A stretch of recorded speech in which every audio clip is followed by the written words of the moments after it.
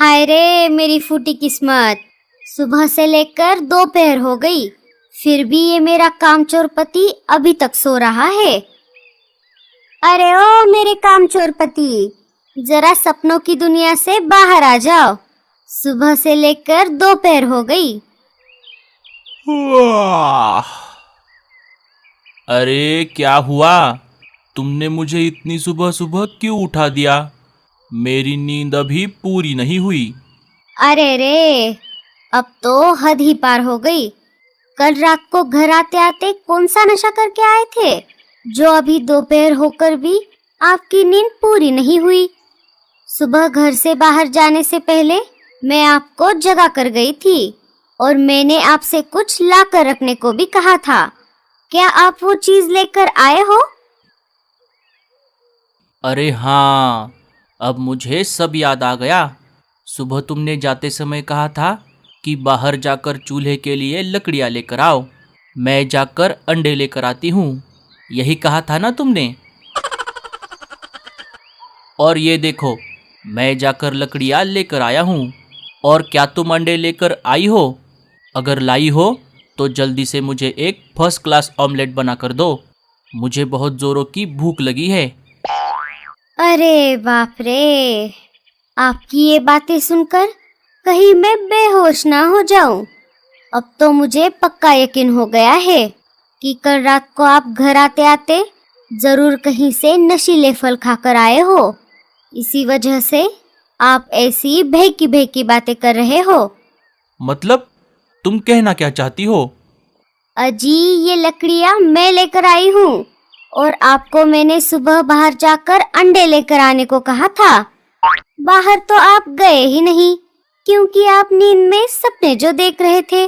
जो मैंने लाई हुई लकड़ियों को आप खुद का नाम दे रहे हो। अब मेरा मुंह क्या देख रहे हो? जल्दी से जाओ और जाकर अंडे लेकर आओ।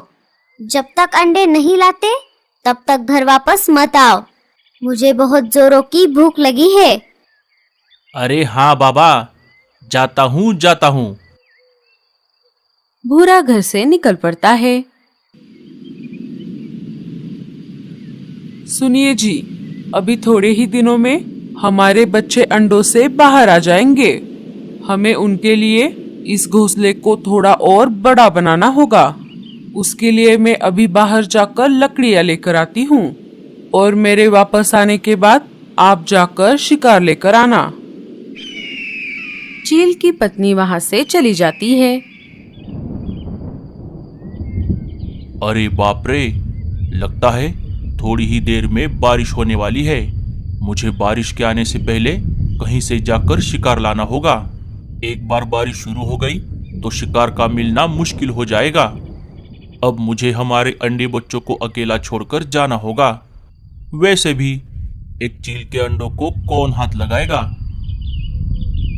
इतना बोलकर चील अपने अंडों को अकेला छोड़कर शिकार की तलाश में निकल पड़ता है। इधर भूरा अंडों की खोज में इधर उधर घूम रहा था। बहुत देर तक खोज करने के बाद भी उसे कहीं पर भी अंडे नहीं मिल रहे थे। थोड़ी देर और खोज करने के बाद वो उस चील के घोंसले के पास आ जाता है। उसे उस घोंसले में 2 अंडे दिखाई देते हैं। अरे वाह, मेरी तो निकल पड़ी। आखिरकार मुझे अंडे मिल ही गए। अब इन अंडों के माँ बाप के आने से पहले मैं इन्हें चुरा लेता हूँ और सीधे अपने घर जाता हूँ। रीमा इन अंडों को देखकर बहुत खुश हो जाएगी।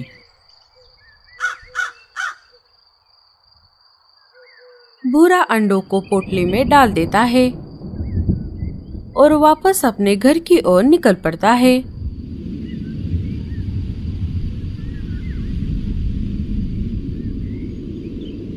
उसके जाते ही चील शिकार लेकर अपने घोंसले में वापस आ जाता है। घोंसले में आकर उसने देखा अंडे तो वहाँ पर नहीं थे। अरे, मेरे अंडे बच्चे कहाँ गए? उसने अपने अंडों को इधर उधर बहुत ढूंढा, लेकिन उसे उसके अंडे आसपास कहीं पर भी नहीं मिले। अरे बाप रे, ये क्या हो गया? हमारे अंडे बच्चे किसने चुराए? अब माया के आने से पहले मुझे हमारे अंडे बच्चों को वापस लाना होगा। जब चील शिकार लेकर अपने घोंसले की तरफ आ रहा था, तब उसने भूरे को पोटली में कुछ लेकर जाते हुए देखा था। अरे हाँ, अब मुझे याद आया। अभी मैं जब घर वापस आ रहा था तभी एक कौवा पोटली में कुछ लेकर जा रहा था। कहीं उसी ने तो हमारे अंडे नहीं चुराए। अगर ऐसा हुआ तो मैं उसे नहीं छोड़ूंगा। चील भूरे कौवे के पीछे पीछे निकल पड़ता है।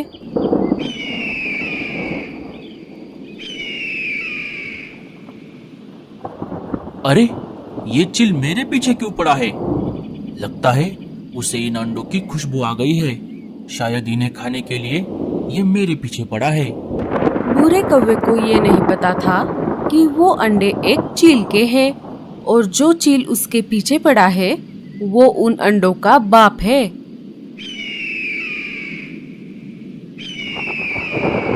भूरा चील को चकमा देकर अपने घर में आ जाता है। इधर चील थक हार कर एक पेड़ पर आकर बैठ जाता है। अरे ये कौवे का पिल्ला कहाँ गायब हो गया? अभी अभी तो मेरे सामने था। अगर मैं अंडे लेकर वापस नहीं गया तो माया मुझे नहीं छोड़ेगी। अब इस तेज बारिश में मैं उसे कहाँ ढूंढूंगा?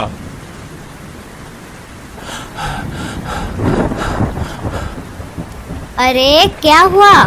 आप इतना हाफ क्यों रहे हो? अरे क्या बताऊं तुम्हें, जब मैं अंडे लेकर घर आ रहा था तब एक चील मेरे पीछे पड़ गया। मैं जैसे तैसे उसे चकमा देकर आ गया। लेकिन वो चील आपके पीछे क्यों पड़ा है? अरे मुझे क्या पता, अब जाने दो। मुझे बहुत भूख लगी है। जल्दी से इन अंडों का ऑमलेट बनाओ। जब रीमा ने पोटली खोलकर अंडों को देखा तब वो डर के मारे कांपने लगी। अजी, ये आपने क्या कर दिया? ये अंडे आपको कहाँ पर मिले? भूरा सारी बात रीमा को बता देता है। मुझे ये अंडे बहुत मुश्किल से मिले हैं। अब जल्दी करो, मुझे बहुत भूख लगी है। अरे बाप रे, अब मुझे पता चला कि वो चील आपके पीछे क्यों पड़ा है। अजी, ये अंडे एक चील के हैं और जो चील आपके पीछे पड़ा है शायद वो उन अंडों का बाप है। अब तो वो हमें नहीं छोड़ेगा। अरे बाप रे, ये मैंने क्या कर दिया? तो वो चील इसके लिए मेरे पीछे पड़ा था। अरे रीमा, अब हमारा क्या होगा? अब हम क्या करेंगे? अब आप एक काम करो, ये अंडे ले जाकर किसी और पंछी के घोंसले में रख दो और अगर आपको उस चील ने पकड़ लिया तब आप उसे उस घर का पता बता दो। इससे वो चील आपको छोड़ देगा। हाँ हाँ, मैं ऐसा ही करता हूँ। भूरा वो अंडे लेकर सबसे पहले रानो के घोंसले के बाहर आ जाता है। रानो घर के बाहर ही खड़ी थी। अरे रानो बहन, कैसी हो तुम? मैं ठीक हूँ भूरे, तुम कैसे हो और यहाँ क्या कर रहे हो? मैं भी ठीक हूँ बहन। मैं अनाज लेकर यहाँ से गुजर रहा था, सोचा तुमसे मिलता चला जाऊँ। झूठ मत बोल भूरे, मुझे सच सच बता, इस पोटली में क्या है? कहीं तूने किसी की कोई चीज तो नहीं चुराई? अरे नहीं नहीं रानो, अब मैं चोरी नहीं करता। इसमें सच में अनाज है। चलो अब मैं चलता हूँ। भूरा वहाँ से चला जाता है। अरे वाह, भूरा तो सुधर गया। ये तो बहुत अच्छी बात है। हुश, बच गया रे बाबा।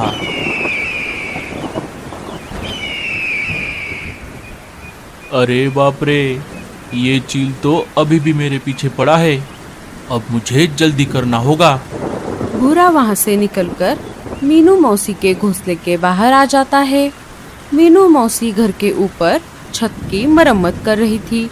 वो उन्हें देखे बिना घर के अंदर चला जाता है और अंडों की पोटली घर में रखकर बाहर आ जाता है। उसे बाहर आते हुए मीनू मौसी देख लेती है और नीचे आ जाती है। अरे ओ बदमाश, तू मेरे घोंसले के अंदर क्या कर रहा था? दिखा, तूने क्या चुराया है? अरे मीनू मौसी, आप गलत समझ रही हो। मैं यहाँ चोरी करने नहीं आया था। मैं तो आपसे मदद मांगने के लिए आया था। मुझे लगा आप अंदर हो, इसलिए मैं सीधा अंदर चला गया। जब आप अंदर नहीं दिखी तो मैं बाहर आ गया। अच्छा ठीक है, बता तुझे क्या मदद चाहिए? वो मुझे थोड़ा अनाज चाहिए था मीनू मौसी। अब इस बारिश के मौसम में मुझे कहीं पर भी अनाज नहीं मिल रहा। जब मुझे कहीं पर ढेर सारा अनाज मिल जाएगा तब मैं आपको आपका अनाज लौटा दूंगा। मुझे बस एक पोटली अनाज दे दो। अनाज तो मैं तुझे दे दूंगी, लेकिन वापस करते समय मुझे इसका डबल अनाज देना होगा। हाँ, ठीक है मीनू मौसी, मुझे मंजूर है। आपका बहुत बहुत शुक्रिया। अच्छा ठीक है फिर, अभी मेरे हाथ गंदे हैं, तू खुद से अंदर जाकर एक अनाज की पोटली ले ले। भूरा फिर से अंदर जाकर अनाज की एक पोटली ले लेता है और वहाँ से चला जाता है। थोड़ी देर बाद मीनू मौसी छत का काम पूरा करके घर के अंदर आ जाती है। चलो अब हाथ मुंह धोकर खाना खा लेती हूँ।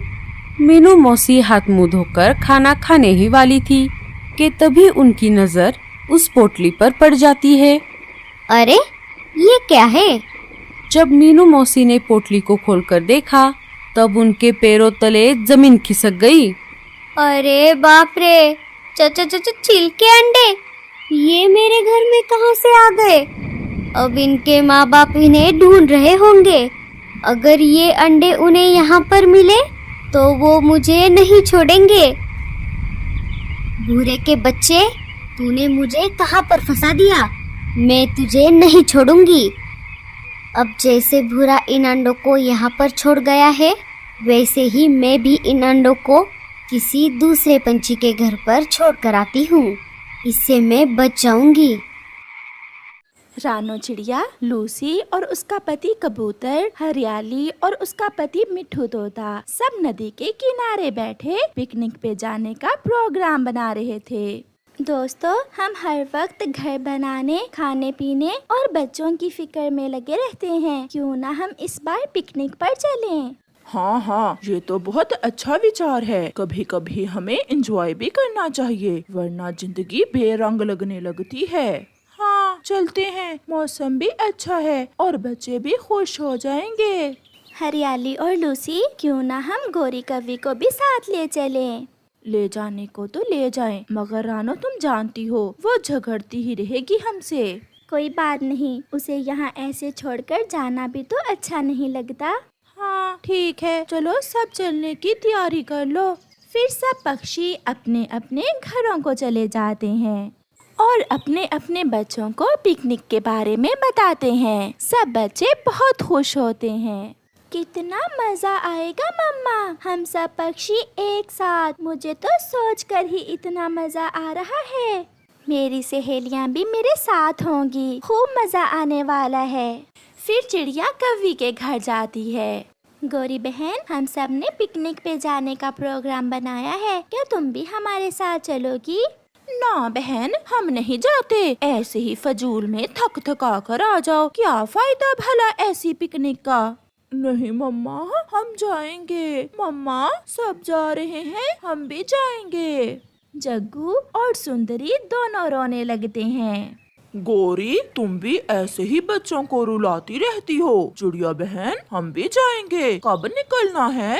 बस 1 घंटे बाद जाना है, तब तक आप तैयारी कर लो। ये कहकर चिड़िया वहाँ से चली जाती है। अब देखो कितना सुकून हो गया है इन्हें पिकनिक का सुनकर। फिर सब पक्षी पिकनिक के लिए निकल जाते हैं। गुड़िया और सुंदरी दोनों बातें करते जा रही थीं। सुंदरी, वो देखो, दूर से बहता पानी कितना प्यारा लग रहा है। हाँ गुड़िया, ये तो बहुत सुंदर है। यहाँ इधर देखो, कितने प्यारे फूल हैं, और वो देखो तितलियाँ। तितलियों को देखकर गुड़िया तो तितलियों के पीछे पीछे जाने लगती है। अरे गुड़िया, कहाँ जा रही हो? रुको। फिर सुंदरी भी गुड़िया के पीछे चली जाती है। गुड़िया और सुंदरी तितलियों के पीछे जाते जाते बाकी सब पक्षियों से बहुत दूर चली जाती हैं और उन्हें इस बात का एहसास ही नहीं होता। अरे गुड़िया कहाँ गई? मेरी सुंदरी भी नहीं है। सब पक्षी बहुत परेशान हो जाते हैं और गुड़िया और सुंदरी को ढूंढने लगते हैं। न जाने मेरी सुंदरी कहाँ चली गई। गौरी बहन, रोने का कोई फायदा नहीं, चलो हम मिलकर उन्हें ढूंढते हैं। अब कर लो एंजॉय, बड़ा शौक था ना पिकनिक मनाने का। मेरी बेटी पता नहीं कहाँ चली गई। ये तो सच में बहुत सुंदर तितली है। सुंदरी देखो कितनी प्यारी है, इसमें कितने सारे रंग हैं ना। मगर जब गुड़िया पीछे देखती है तो सुंदरी भी वहाँ मौजूद ना थी। अरे कहाँ गए सब? फिर गुड़िया रोने लग जाती है। सुंदरी, मम्मा, कहाँ गए आप सब? इतने में वहाँ सुंदरी आ जाती है। गुड़िया, ये क्या किया तुमने? देखो हम कितनी दूर निकल आए हैं। अब रो क्यों रही हो? चलो वापस चलते हैं। हमें वापसी के रास्ते का नहीं पता, फिर कैसे जाएंगे वापस? तुम परेशान ना हो, मैंने रास्ते में कुछ कंकड़ निशानी के तौर पर छोड़ दिए थे, हम उसी रास्ते पर वापस जाएंगे।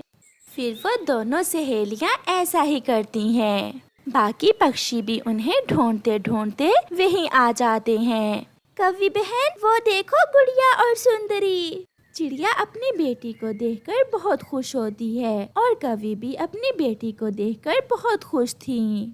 चलो अब वापस अपने घर चलते हैं, हम नहीं मनाएंगे ऐसी पिकनिक। क्या? हमें तो अभी आगे जाना था। मम्मा, मैं वादा करती हूँ, अब मैं आपको बताए बिना इधर उधर नहीं जाऊंगी। प्लीज चले ना? मम्मा प्लीज चले ना? ठीक है, मगर अब ध्यान से। फिर सब बच्चे खुश हो जाते हैं और खुशी से उछलने